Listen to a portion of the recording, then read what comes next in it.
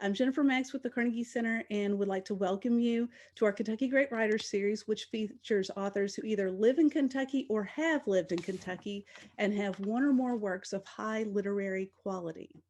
We're excited to bring this event to you virtually as part of our Carnegie Center from Your Couch offerings, which, as you can see, I'm sitting on my couch in my sunroom today. During the pandemic, you'll find our Carnegie Center offerings online, including writing workshops, mentoring. We have a manuscript service. We have the Carnegie Center Author Academy. We also have something brand new called the Kentucky Black Writers Collaborative. And you can find out about this and much more on our website, carnegiecenterlex.org. A couple of things that are coming up. We're now accepting applications for the 2021-2022 Carnegie Center Author Academy, which will start in the fall. And we also are getting ready to do our Books in Progress conference virtually this year in early June. So keep checking our website for updates on that. We do know for sure that our keynote speaker is going to be the poet Ada Limon. So Ada Limon will be our speaker at the event. Also, let's see here. Oh, because our programs are virtual right now, at least through June, that's our plan right now, then you don't even have to live nearby to be able to participate because we have so many events and classes that we're offering virtually right now. Tonight's event is sponsored by the Wrightsell Cook Foundation, Kentucky Arts Council, Lex Arts, WUKY Lexington, and special thanks to Nate's Coffee, who's been providing their delicious brew for many years for our series. Also, if you are watching our series for the first time virtually, know that we have a Q&A function at the bottom of our Zoom screen here where you could submit questions during the night. Now, the authors won't be watching the Q&A panel during the event, but I'm going to be asking some of those questions after all three of the authors have read. So that's one way that you can interact with our authors tonight. Let's see here. Oh, and one of our writers on staff, Sarah, is going to be posting links in the chat window that will tell you where you can buy books by these authors. You could go to workhorsewriters.com for Eduardo's, and then for Lynnell and Fenton's books, you'll be able to buy those from the Carnegie Center's bookshop page, which is bookshop.org/shop/Carnegie Center. And we'll be posting that link in the chat window. One of the great things about Bookshop is at no additional cost to you, a portion of your purchase will go to the Carnegie Center and a portion will go also to independent bookstores that are nearby, which is really exciting. Tonight's event is being recorded and will be available on the Carnegie Center's Facebook page and YouTube video, and then later rebroadcast on WUKY Lexington, which is 91.3 FM. So now we'll go ahead and get started with our featured authors readings for the night. And one of the interesting things is all three of these authors actually grew up in Kentucky. They're not all here now. They weren't all born here, but they all grew up in Kentucky. And they each have a very distinct voice, a very different experience here in Kentucky. So you might be hearing some of those experiences come out in some of their readings tonight. And first off, we're going to hear from Fenton Johnson. So Fenton, if you could unmute yourself and turn on your video and we'll say hello. All right, here I am in sunny Arizona underneath of my grapefruit tree. Yes, I see that. That is, oh my goodness. Here in Kentucky, as I think I told you, we're expecting an ice storm. So to see trees with leaves on it and fruit, very nice. Yeah. So where in Arizona are you? I'm in Tucson. And I'm underneath my tree, not as a way of teasing people, but of saying spring really is coming. It'll be in Kentucky in, only a little more than another month. So hang in there. COVID will be over. The new era will begin, and that's a Gila woodpecker that's screaming in the background. So you're really in the desert. Oh, goodness. Yeah, well, it's good to have a message of hope. And I know you've got a book, too, that talks a lot about solitude, which we'll hear a lot about. But, solitude isn't always a bad thing, as you talk about in your book. So it's very nice, though, to see greenery in the background. So thank you for sharing your space outside with us today. I'm actually in Bourbon County, Kentucky, so I'm expecting some ice. So, but let me tell our viewing audience a little bit about Fenton Johnson first. According to his bio, Fenton Johnson was born into a bourbon-making family of storytellers and named after the Trappist monks who hung out in his mother's kitchen. Now, you just can't make this stuff up. I mean, if that's not a hook, I don't know what is. So, but there are many layers to Fenton Johnson. You know, he's published essays, novels, memoirs, creative nonfiction. He's won major awards, including the Guggenheim Fellow and a National Endowment for the Arts Fellowship. And then, you know, he's also taught. He's an emeritus professor at the creative writing program at the University of Arizona. He's on the faculty of Spalding's low residency MFA program, and he's taught at the Carnegie Center. You may have seen him at Books in Progress. You may have taken one of his classes. So he's done a lot of teaching. And then in addition to that, he's also served as an associate producer for a couple of award-winning documentaries. So it's a very broad spectrum of things that Fenton has done with his literary career alone. His most recent publication is called At the Center of All Beauty, Solitude and the Creative Life. And a New York Times book review calls it lyrical yet finely argued, the most fully we can learn to exist without the social function of coupled togetherness, the more likely we are to be able to live most fully and usefully in the world. Now, this book was written before the times of COVID. There was no idea there'd be a pandemic. There was no idea, you know, that we'd all be in isolation so much, but that's not what this book is about. This book it was written long before then, and it celebrates the great literary works that were created in solitude and developed in solitude, which I imagine he'll talk to us a little bit about tonight. So welcome, Fenton. Please share your work with us.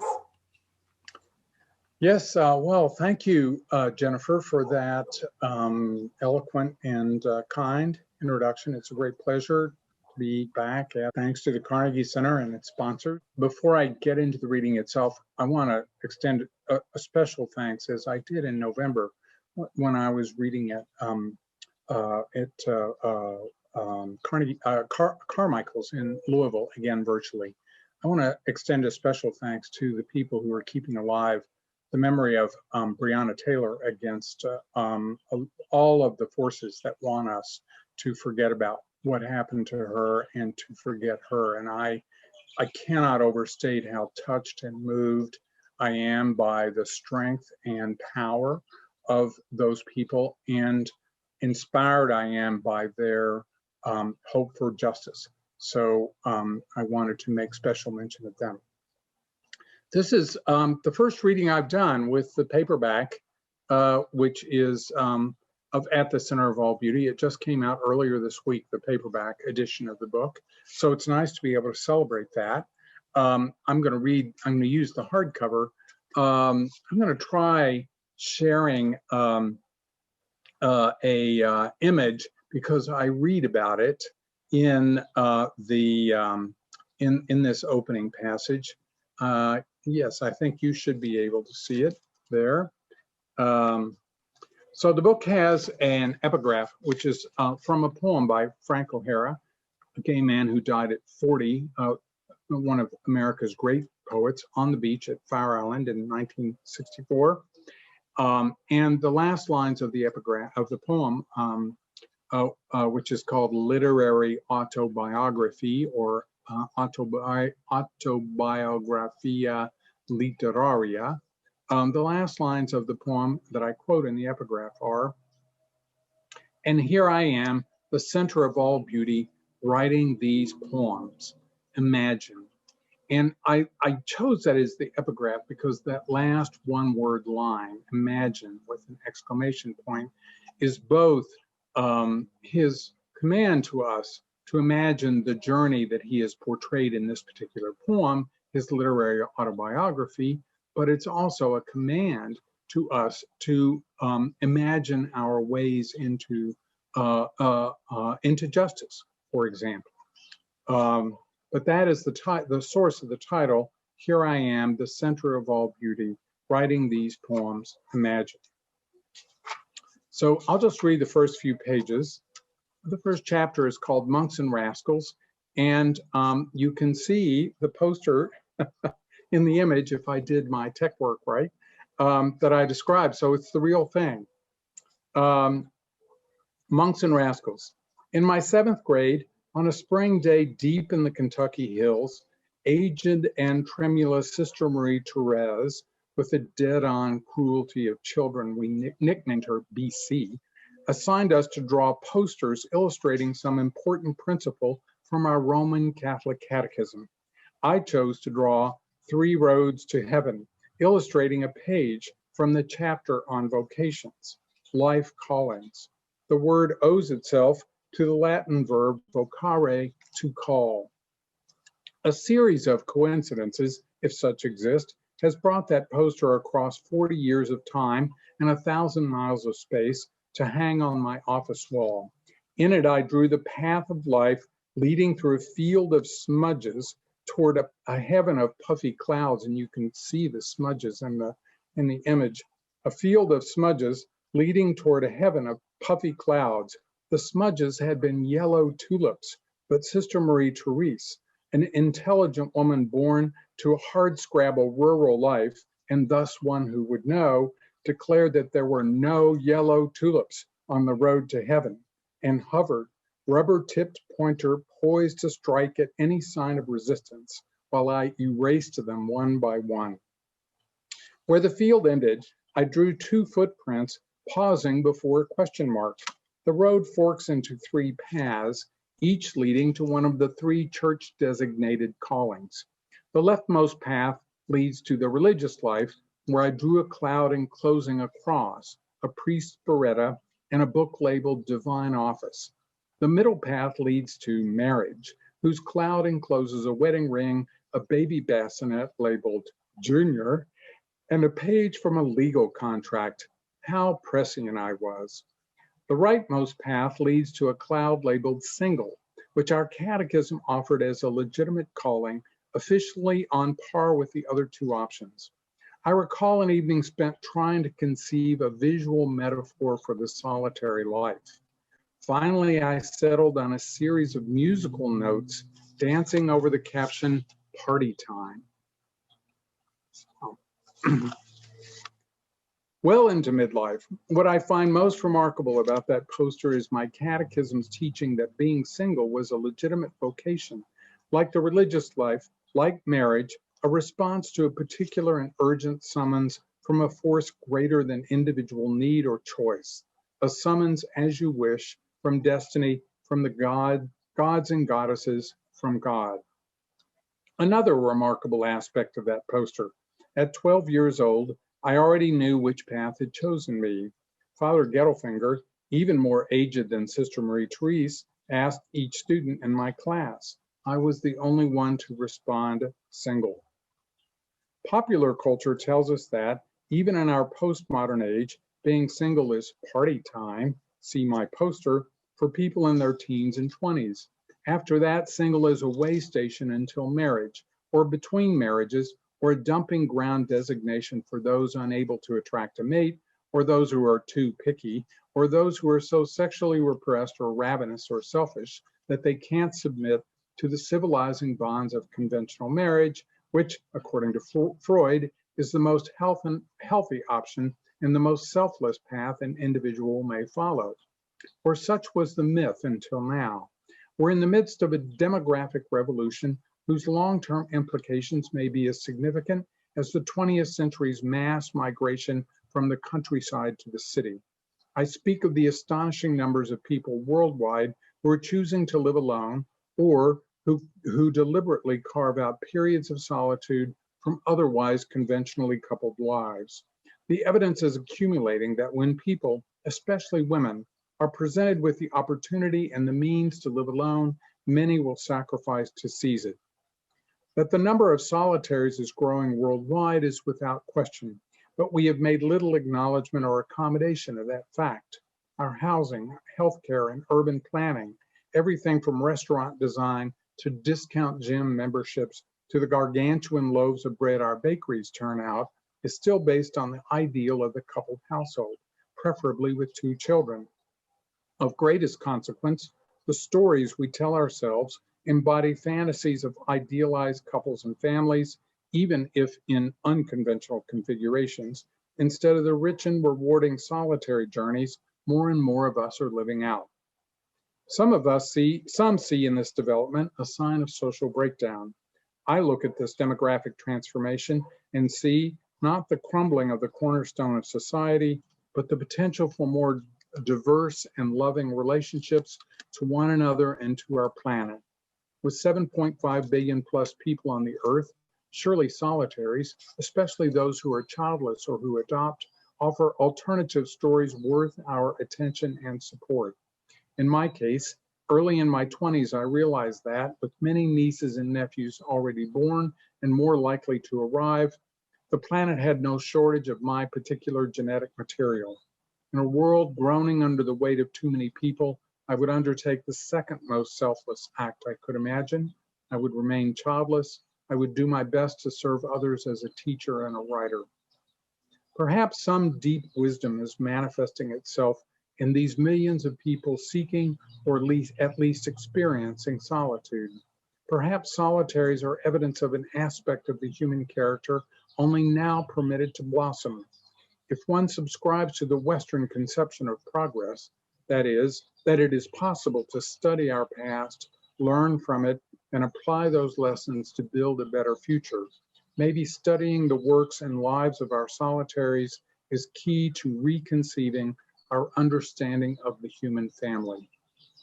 And the book that follows is exactly that, a study of the works and lives of solitaries, along with examples from my own growing up, my parents as solitaries, which is a revelation that came to me in the course of the writing of the book that I did not realize beforehand, and meditations on that at the end. So I will finish by reading the last page, that last chapter. To define a solitary as someone who is not married, to define solitude as the absence of coupling, is like defining silence as the absence of noise. Solitude and silence are positive gestures. This is why Buddhists say that we can learn what we need to know sitting on the cushion. This is why I say you can learn what you need to know from the silent, solitary disciplines of reading and writing, the consciously chosen, deliberately inhabited discipline of silence. What then defines a solitary? Solitaries have no piece of paper in the city hall. To quote Joni Mitchell, herself no stranger to solitude, we have no church or government certification or sanction of our status. We certify it in our hearts and for ourselves. We live it out. We are different from the rest, something odd about us, apt to go off and meditate and muse in solitude. I write for you, my fellow traveler, my intimate for the next few minutes or hours, for you, my solitary friend. I recognize you when we encounter each other, alone on the hiking trail, alone in a museum, alone in a church, alone in your choice of solitude, of the solitude of reading, over the cacophony of voices and images available through online chat and distraction, alone in your room. But now we come to a koan, in Zen Buddhism, a question or quandary to be contemplated in solitude and in silence. What figure does the solitary cut in the human tapestry? What is the usefulness of sitting alone, writing or painting or reading or watching the changing light? What is the usefulness of the solitary walker in the city streets or the autumn forest? What is the usefulness of the solitary, most especially the childless solitary, whose very existence points to the biggest question? Absent reproduction, which after all, bacteria accomplish more efficiently than human beings, what is the usefulness of life? Thank you, I'll stop there. Well, thank you, Fenton. Thank you very much also for sharing the screen with us today and giving us a chance to see that visual ourselves as you were reading. That was a real treat and one of the benefits of having virtual events. So thank you. Well, next up we have Eduardo Ballistero. Eduardo, if you'll join us with your visuals there. There we are. Now I'm trying to see what your background is now. Earlier it was San Francisco. What do you have there now? I just have my room, but it's kind of blurred out right now, but we can switch it. Let's get the Golden Gate Bridge. Well, anything is fine. Well, where are you actually coming to us from today?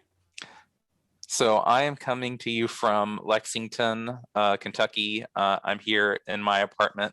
I live in the Hamburg region of Lexington. So it's really not bright and sunny, or at least the sunset that we see in the background, but that's still a nice visual. No, that'd be nice, but no, not today. Maybe today. Tomorrow. Well, I'm going to tell our audience just a little bit about you, Eduardo. Now, Eduardo is a new poet on the literary scene, although if you've taken some Carnegie Center poetry classes, especially the master poetry classes, you may have been in class with Eduardo, because he did take some of those with us in the past. But tonight, you'll get to hear him read from his debut poetry chapbook, The Rainy Season, which was published by Workhorse. And when he was nominated for the series, his publisher told us, he exercises meticulous control in his poetry. It's beautiful.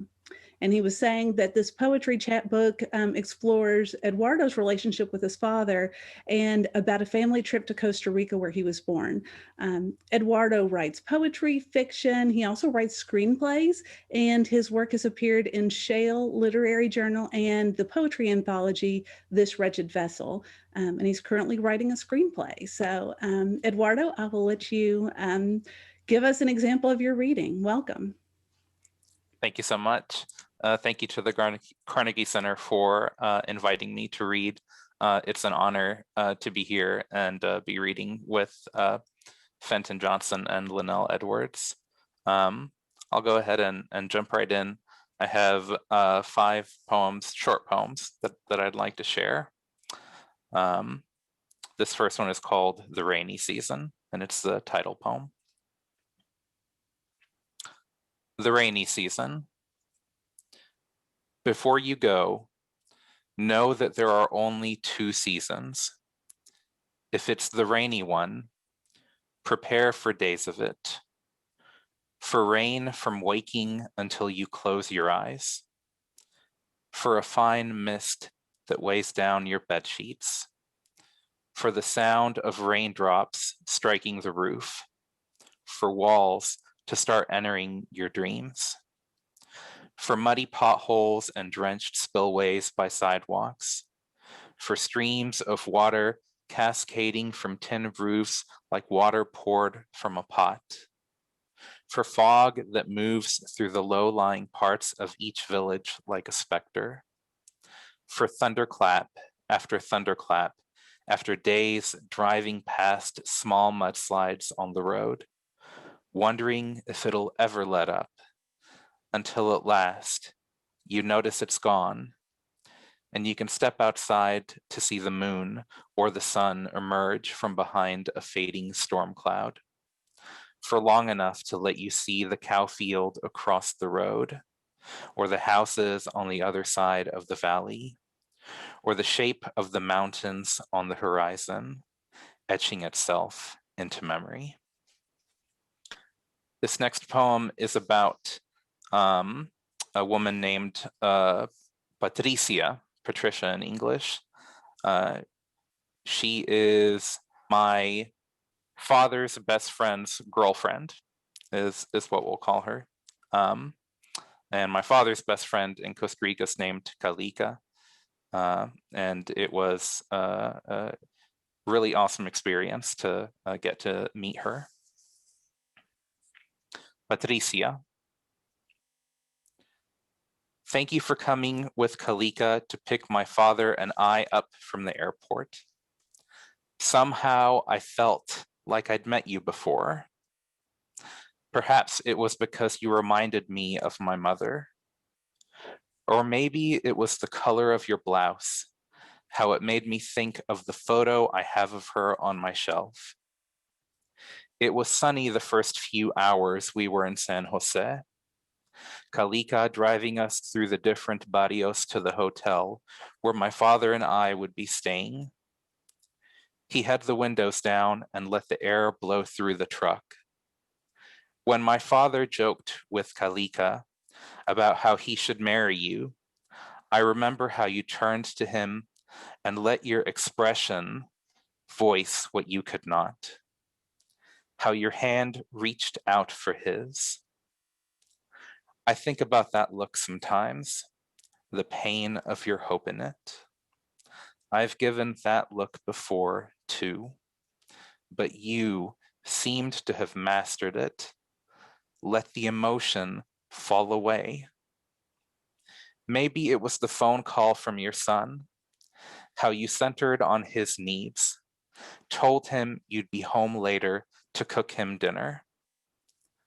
I wish we could have talked more about the kindred in both of us, how hope is a small cocoon of desire that wants to transform into something that can fly.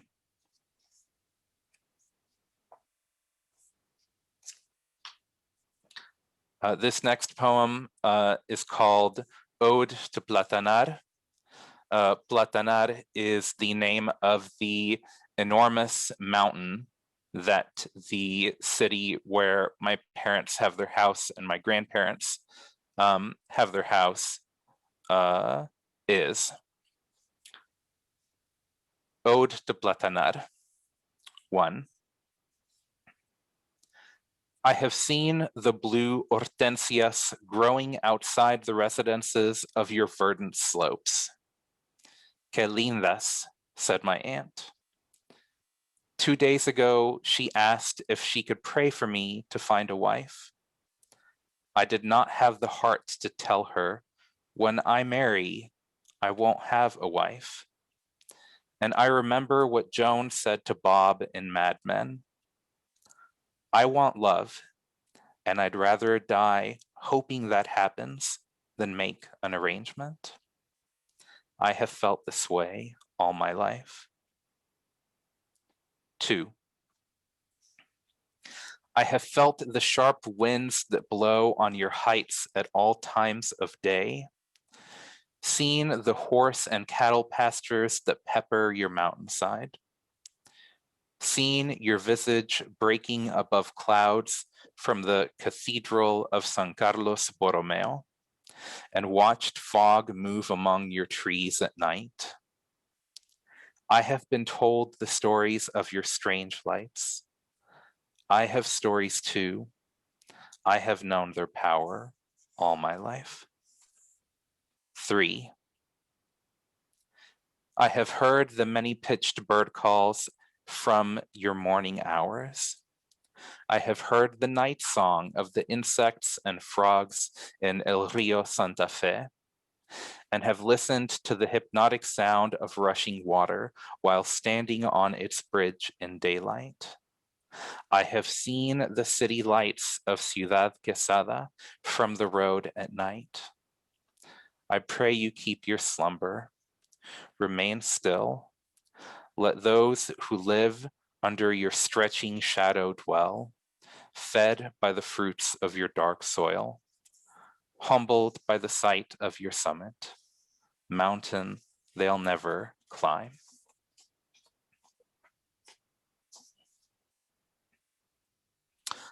This next poem is titled The Dry Season.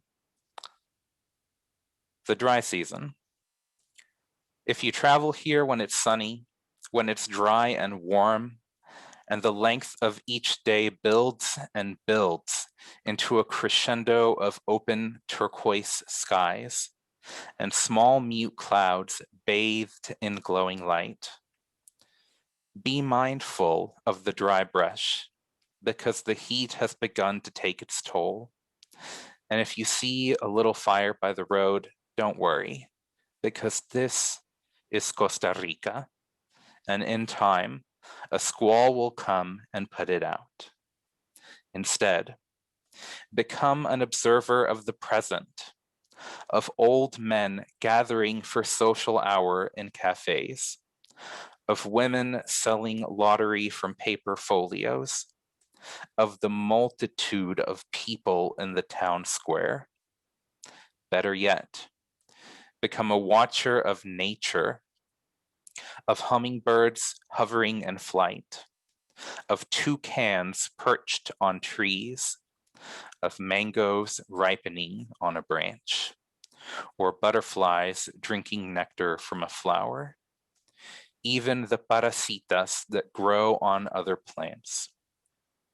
You'll be surprised how life lives on life here, how every space is an opportunity for bloom and growth. But do not misjudge what sunlight does to your skin. And remember to watch the sunset. It'll be later than you're used to. Travel long enough and you'll realize each place has its own, a fingerprint of home. I have one more poem that I will read, and this one is about my dad. My father's kindness. 1, the boy. A boy of perhaps 11 years comes up to Kalika's truck as we're stopped at a light on the road in San Jose. He carries bags of hard candy under his arm. His sandals are old and shorts dirty. He offers Kalika a bag of strawberry candy I haven't seen in years. He waves the boy off, so the boy goes to my father's window.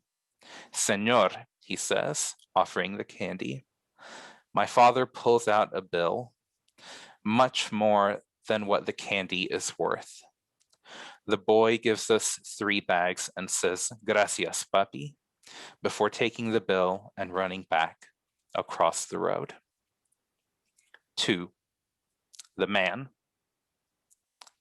I'm driving Gustavo's truck down the mountain next to the Arenal volcano. It's been raining and the road has become a slope of mud. My father spots 3 men planting crops. He says, "Párase," stop here. So I do. He greets the one closest to the road and asks what they're planting. The man says, "Estrella." The workers have on yellow raincoats and muddy boots. My father offers them our bottled water and the unopened box of granola bars we have in the back seat. The man gladly accepts. He says, "Gracias, hermano," before we drive away. 3, the old man. It's dusk and my father and I are walking around San Jose. He takes me to the Plaza de la Cultura and shows me the marble statues at the National Theater. It's late and my father needs to stop by the ATM.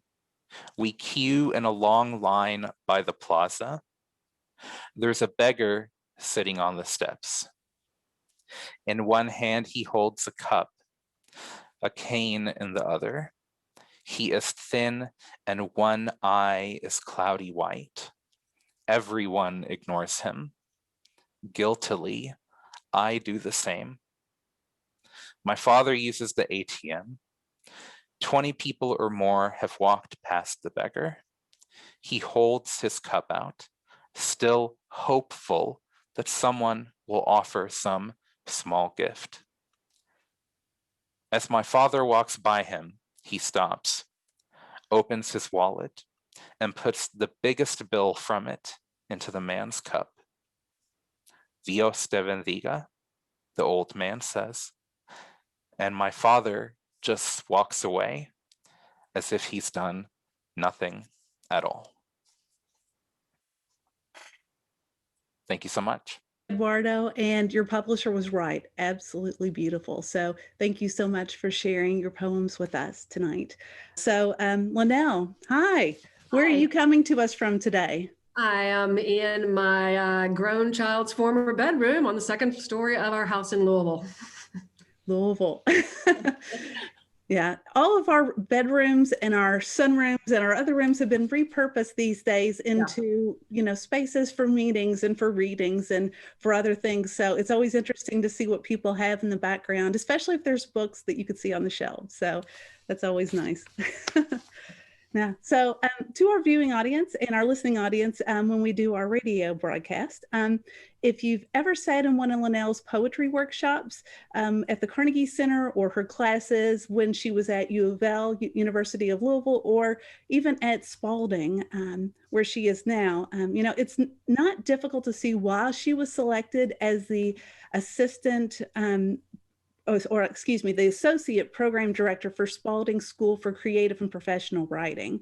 She knows the craft of writing poetry inside and out, but she's also just an outstanding poet herself. And well, the first time I think I'd met her and at least her readings at the Carnegie Center, it was probably maybe about 2007, 2008, because The Highwayman's Wife had been out just for a little while, and that was her Right, yeah. But that's where we first heard her read, and we knew this would not be the last time that we would have her read for the Carnegie Center, and we've since had her back several times, either to read or to teach with us. And to date, she's published 5 poetry chapbooks and collections, and she's also had short fiction and book reviews published in a number of sources, including the American Book Review. She's long been involved in Kentucky's literary scene, and she's a founding member of Louisville Literary Arts. And tonight she's here to share excerpts from This Great Green Valley, which she describes as documentary poetry based on revisionist narratives of Kentucky's pioneer founding in the 18th century. That is a mouthful. That's a mouthful. but it sounds intriguing. So I give you Lynnell Edwards. Thank you so much. And thanks to the Carnegie Center and Jennifer. I have been lucky enough to read several times and teach at the Carnegie Center, and so happy to hear from Eduardo and learn about his work. And Fenton and I have had the opportunity to read a couple of times now together with Spalding with these new books launched right smack in the middle of the pandemic. So it's been an interesting journey in that regard. So yes, that academic mouthful about this new collection is actually exactly what it sounds like. I had the great gift of a sabbatical in 2018, and I worked at the Filson Historical Society researching archival material from Kentucky pioneers' history, sort of spurred on by a family history that my son, who used to live in this bedroom, was doing on the McAfees, who were an early family of mine and for whom his middle name is McAfee. So I got interested in his project, and I got more interested in writing some more poems from sources I found at the Filson. So I'm going to read a few poems from that group of poems. And then the second half of the book is a long poem that is set in roughly the same place in central Kentucky, which is kind of Mercer, Woodford, right, Anderson County in central Kentucky, that takes place during my childhood. I think they kind of go together. So this is the first poem in the book. It's called Settlers 1, Jane McMichael McAfee, June 1739. All night on the waves rocking, the croup rattles our Malcolm's chest. All night I hear the wet sloshing in his breath's bellows, press him against my chest and feel the fever go cold. Morning, I wind and wind him in his white sheet, release his body to the deep, commend his spirit, namesake of that chieftain what has spawned us all. We lift our prayers to salt spray and the peaks of waves, bow forward toward unrepentant shores. So the McAfees land in the northeastern, I think maybe near Pennsylvania. There's no coast of Kentucky. And there's a tragedy associated with it in the death of their son, Malcolm, who had been named for the last chieftain of the McAfees. This is Settlers 2, and this was actually the first poem I wrote, but it appears third in the book. Settlers 2. Wild the minds of men, and green as the sun-charged canopy of trees, their fears of depredation in the savage tribes, betrothed left at home and drinking water. Evening, they go into the hollows, the caves carved by cold springs, seek shelter from the beasts, storm cloud, and haint. At day, the lilt of their words shocks the limestone cliffs. Ash stirred into flame boils coffee, chars meat. Then on to disturb. Rattle, rattle the cane brake, tramp to high ground, hack a clear patch and arm it. So I'm going to read Settlers 4. The McAfee brothers came from Southwest Virginia with claims on warrants that they had been granted for service in the French and Indian Wars. So the deal was you got your land and then you went west to claim it. Never mind if there was already somebody there, but that's how it worked. So they had a survey company and they went into central Kentucky and then they tried to take a shortcut back. And this was one of many stories that I read about the McAfees and other pioneers that was told and retold, and it got bigger and better and more exciting and fierce every time it got written all the way through the middle of the 19th century. But reading between the lines and looking at their journals, this is what happened when they tried to take a shortcut home. Settlers 4, McAfee Company return, Kentucky River, North Fork, August 1773. Upstream, south and east, so winds this current towards its source, so bends this stream into forks. We choose north, scramble over moss and boulder, fossil bed and shale flint, broken and loose underfoot. No Shawanah gold at that mouth, no Canaan foretold. Abode of desolation, we go thin and hungry, pitch a subsistence camp, and no one tells how men die squatting and alone. One of the more famous stories about how a great part of Kentucky was settled has to do with Colonel Richard Henderson and the Transylvania Company and their plans to settle and the land that they brokered, sort of, from the Cherokees, basically in defiance of the British as well. So there was that. But it wasn't a great deal for the Cherokees. And Dragging Canoe, who was a brave, this is a kind of malediction on Henderson for what he brokers. Dragging Canoe curses Colonel Henderson at the Treaty of the Sycamores, March 17th, 1775. And you, Henderson, you want now to further purchase tracts for a path to these Cherokee lands, fair country brokered for no fair terms by my ancient father and rum-soaked Raven and the rest of these sorry braves. You, Henderson, you claim ritual respect, desire not to walk over the land of my brothers, while already you have all game between Watauga and Sycamore gone, all the buffalo, the turkey, the deer and grouse, the pheasant, a cloud of starvation bloating the horizon. While I live, Henderson, you and your Transylvania will find no such safe passage. Your boots will fill with blood, and the ground will turn black with blood, and your women, your children will know blood as their drink, blood as their bread, will taste metal and fear in their mouths, choking on what thin roots and vines you will scratch from this land, dark stained with blood. Ugh, kind of scary. Let me read two more poems from the first section. And this is a very famous story that came down through the ages and was one of those that got bigger and more brave and heroic the more people told them. And this is about the capture of Daniel Boone's daughter and two of her friends when they wandered outside the fort, and Daniel Boone and some of the other fathers and some of the boyfriends went after them and rescued them. And this voice is in the voice of their mothers, who, of course, were terrified, but also angry at what their daughters had done by being so careless. The mothers of Elizabeth and Frances Calloway and Jemima Boone embraced them upon their return from capture by Indians, July 17th, 1776. How pressed by the heat were you that you thought it safe to wander toward river's bank, there to launch your light canoe, dare each other to tip it? How enchanted, laughing at your game, that you didn't hear the savage on his path? Haven't we always warned you with one ear toward the meadow's edge and one ear toward the station bell to bend?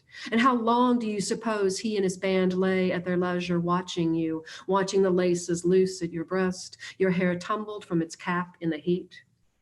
Do not protest that you were clever as woodsmen to snap twigs, leave your marks of ripped hem and ribbon.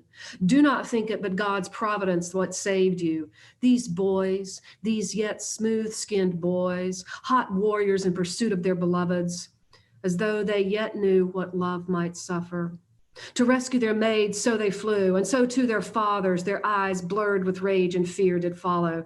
Do not think you are other still than foolish girls, even as you have had your trial, your 3-day tramp through these desolate wild, even as you, Elizabeth, countenance grown dark from the sun, eye and cheekbone shadowed in fatigue, a red kerchief wrapped like a primitive crown around your brow.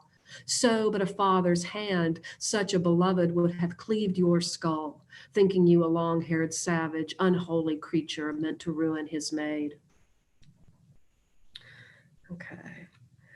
This last one from this section is called The Speculators, and it has 2 epigraphs from letters home from an agent and also from a son to his father. And it gets at what was really the wicked greed in the early settlement of Kentucky and how everybody got all that land and what really was left for anybody who wanted to try to scrape together an honest life. The first epigraph says, I will have more rich land or I will cease to be. That's from Harrodsburg, 1780. And the second epigraph is, I have in contemplation a scheme. That's a letter from Isaac Height to his father in April 26, 1783. And if you hear a lot of stuff that seems to repeat, it's a villanelle, which is a particular form. We will have more, it's called the speculators. They're land speculators, buy land to get more. We will have more rich land, or we will cease to be rightful lords of this pleasant land. Thus have we in contemplation a scheme for acquiring preemptions from those who cease to be, or those without improvements on their land, and so will be vulnerable to our scheme. Or entreating with what savage who may be reluctant to release his hunting lands, convince him sweetly of the fairness of our scheme. Or the disenfranchised who may wish to be themselves made liberated by our land, but will instead be indentured by our scheme. And if our creditors refuse to be expansive in their backing of our land, we will overrun their ledgers with our scheme. And for as long as our governors let us be, we will rule as masters of this land, territories gotten, stolen by our scheme. A vast country ours will always be. So I'll read a very short section from the long poem. This takes place 200 years later, essentially, in the early 1970s, not the 1770s. And I spent a lot of time in Anderson County on the Kentucky River boating with my family. So this is probably only 20 or 30 miles as the crow flies from where the McAfee brothers settled. And so this describes a Saturday out with my parents and my brother. There's a little middle section. I feel like it kind of ties together some of what's in the other part. At the swimming spot by the limestone overhang near Clear Creek, we tie up to a slender tree rooted to a rough rock ledge.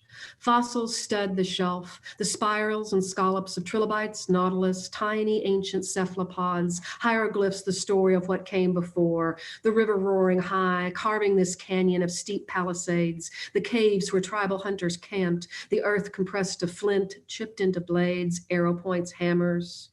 The boat rocks on its wakes and drifts toward the bank, then stills. I jump over the side into green relief, an exaltation of limbs and breath, this birth into the strange current of gravity, never soon enough. I am mermaid, my hair loosed and living as tall field grass in the summer air, white hands luminous and slow, parting the water below, open eyes peering into silence, the dark distance. And that's where I'll stop. Thank you. Thank you so much, Lynnell. As always, absolutely engaging and intriguing. And even with that very wordy description that I gave, oh my goodness, to be able to, you could see it. It was really there. Thank you very much. So thank you so much. So our, thank you so much to Lynnell Edwards, but also thanks to Fenton Johnson and Eduardo Ballistero. They're not done for tonight. We're actually going to be doing some questions and answers. So they're all going to be putting on their videos. And we have a couple of questions so far from the audience. And if you are in the audience watching us tonight, you're welcome to submit some questions as well. We're going to do about 15 minutes of questions and answers. Now, the first question that I have here is for Fenton Johnson. The question is, the person wants to know about the solitariness he came to understand as part of his parents' lives. What was it like to realize that, and how do you think it informed you, your life and your work? Well, as it's a great question. And in fact, I began this book in 2003. As a matter of fact, I did the first research for it. And as I mentioned, it was the book itself that taught me that about my parents. As Jennifer mentioned, I grew up near the Abbey of Gethsemane in southern Nelson County. And so our lives were intertwined with the monks. And it was easy to see my father, who loved to spend time alone, and the book profiles how later in his life he chose to spend more and more time alone at this cabin that he was building off in near Rough River Reservoir in Breckinridge County. My sister, disputed the characterization of my mother as a solitary, because my mother really was the original party girl in a lot of ways. She was always the life of every party and loved being there. But I pointed out to my sister that my father died in when he was 74. My mother married again. Her second husband died after 2 years. And then she lived to be 101 years old. And so actually of her adult life, measured from say 20 onward, it's kind of amazing to think that this woman who led from an external perspective a conventional life, she married, she had 9 children, of whom I'm the youngest, who was involved in community affairs or whatever. She spent close to half of her life living alone. And she liked living alone, as she made very clear to us and clear to me. And it became, on many occasions, they were both models in the sense that I don't think boredom existed in their vocabularies. Boredom was just an opportunity to look at the world, to look at the world more carefully, to figure out a way to look at the world more carefully and to live in it more carefully, to live in it with a sharper sense of observation, and finally, and most importantly, the lesson that they conveyed, a sense of love, a sense of love of the world, and the responsibility to leave it in at least slightly better condition than we found it. Thank you, Fenton. And I'm going to ask a question that kind of goes with what we've been hearing tonight. All 3 of you have these strong Kentucky ties, but you also belong to other places. So for example, for Fenton, the solitary places, the solitary life, but also, sitting beneath grapefruit trees in Tucson, Arizona, for Eduardo, the rainy season of Costa Rica. And for Lynnell, even though it's Kentucky, it's the pioneer era of our country, which seems like such a different place than where we are now. And so, one of the questions that I have is a Kentucky question. So how has Kentucky, shaped you as a writer? Maybe not just with the pieces you read tonight, but just in any way that it has shaped you. Should I start? Okay. Sure. So I think it was leaving, and maybe this is true for my 2 colleagues as well. Maybe it was leaving Kentucky that I realized what it was. I moved out to Portland, Oregon, also a place with a rainy season. It wasn't until I moved to Portland, Oregon that I really realized I was from somewhere. Kentucky was the water I swam in. And when I got to Portland, Oregon in high school, I lived out there through high school. I didn't go to college out there, but my mom was still out there. And I still am strongly attached to Portland and lived out there from 93 to 2005 as well. But I was quite shocked when I moved out in high school to find out that people thought I was actually from the South. Because what? No, the South, that's like Jimmy Carter. That's the South. I didn't even realize what it was. So I think it's the going away and the coming back and realizing that I'm actually from a place that has shaped me as a writer. So, yeah. I'll jump in next. For me, it has been the literary community that I have in Lexington. So I originally grew up in Mount Sterling, Kentucky, and I didn't necessarily feel at home there. But the moment that I moved to Lexington and found just this wonderful community of creative people, writers, that's when I really started to feel at home. Um, I love Lexington and the people that I've been able to work with and learn from and learn about and whose work I have been exposed to. Um, I sincerely believe that I would be a completely different person, a completely different writer if I lived anywhere else. I am extremely blessed to have gotten to learn from Katerina Stoikova-Klemmer, from Chris McCurry and Jay McCoy, who are watching right now, from Elizabeth Beck, um, Lynnell. I love Covet. It's one of my favorite books ever. But yeah, there's a community here in Lexington. There's a Kentucky writing community that's unique. And I'm just eternally grateful that I got to be part of it.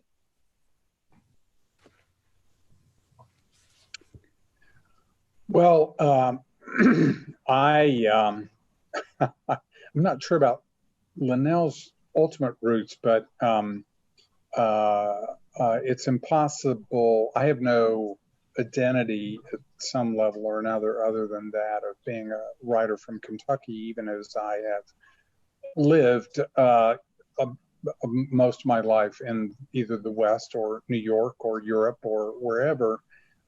My mother's family was among the first families to settle what became Hodgenville, LaRue County, in the late 1700s. My father's family disappears into what is probably illegitimacy sometime in the early 1800s. Both families, they lived there until I grew up there. I mean, they had not gone anyplace else.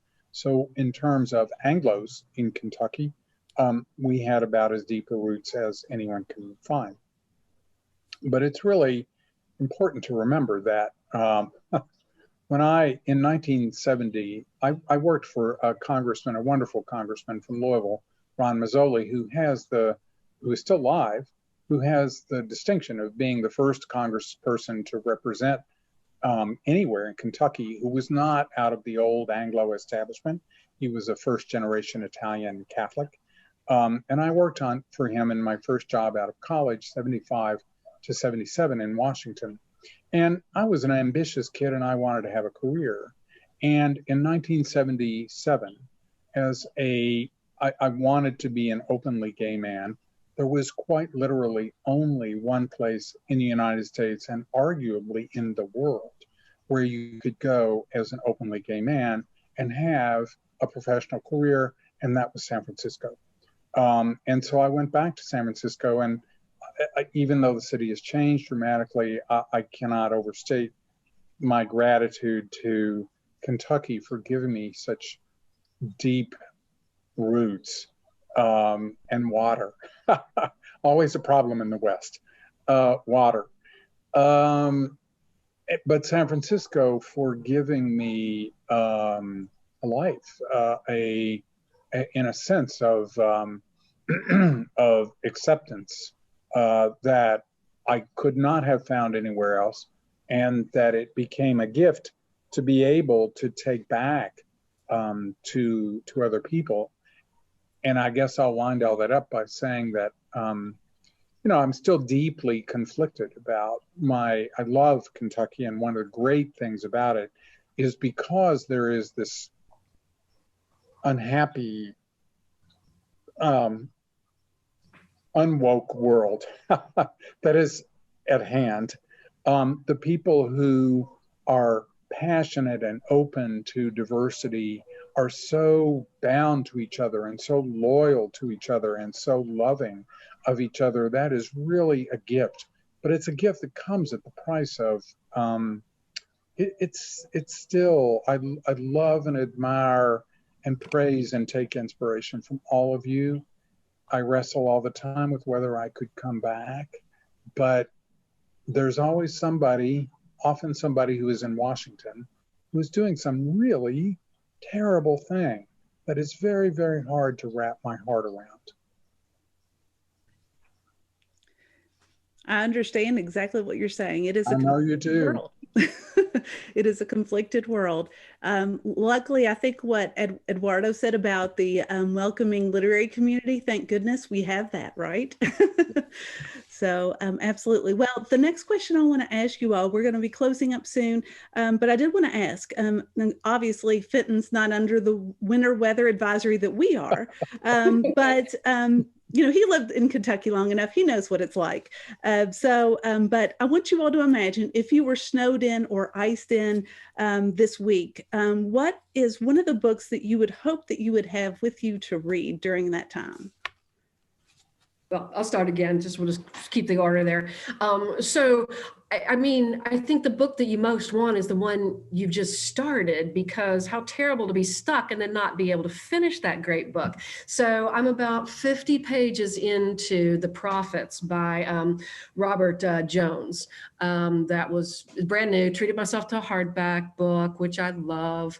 And it's amazing. It's set in on a plantation in pre-Civil War South. And it's well, I can't quite tell what it's going to be yet, but it seems to be a love story, a difficult love story and an unusual love story. And it seems like it might have some kind of otherworldly thing happening, which I just love. So I am really excited to be reading The Prophets. It's 2020, maybe 2021 release. No, it must be 2020. There's nothing been released yet. Yeah, it's a recent 2020 release because it's still in hardback and it's fantastic. So that's what I'm going to do after we click out. Well, it actually was January of 2021. It just came out. Oh, that new. Okay. Well, I have a couple of recommendations. One of which, actually, 3 recommendations. One of which is the Anthology of Kentucky Poets, which I only got recently and which I've really enjoyed, and it's really wonderful. Lynnell, have you ever read with Frank X. Walker? Because it's so wonderful to juxtapose your pioneer poetry and his York poems. It's just a really great experience, and it's a really great anthology. If you don't have it, it's 10 years old or so, but if you don't have it, you know, you should get the anthology of 25 contemporary Kentucky poets. An old book and a new book, Platero and I, which is by the 1956 Nobel Prize winner, a Spanish writer who lived most of his life in Puerto Rico in exile from the Franco regime, Juan Ramon Jimenez. And it's just a delightful book of conversations with his donkey. Prose poem, conversations with his donkey. And during this difficult time, it just lifts up the heart. It's a really wonderful book. Published in 38, but Jimenez won the Nobel Prize for Literature in 56. And finally, I'm in conversation at Tattered Cover Books in Denver on Thursday night with Katherine Seligman, whose book At the Edge of the Hate received Barbara Kingsolver's Bellwether Prize this year for socially engaged fiction. And it's a really wonderful book about a young homeless woman living in the hate in San Francisco. It's a really profound and moving glimpse into the lives of unsheltered people in this country. So that's my contemporary book.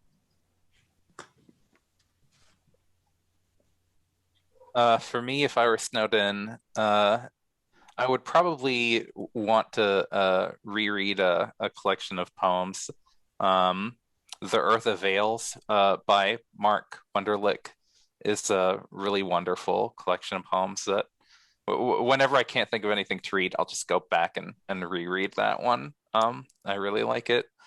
And I just started The Trouble Seeker by Alan Lessig, who I have been serving with on the AWP LGBTQ Writers Caucus this year. And he knows that I'm a screenwriter, and I have a completed spec script. So he asked me to read his book and give him a treatment. So I got a little bit of homework to do. I need to finish it up and give him a nice script treatment so he can see if he wants to pursue screenwriting on his own. Treatments are fun. They're 6 to 12 pages, and it's just the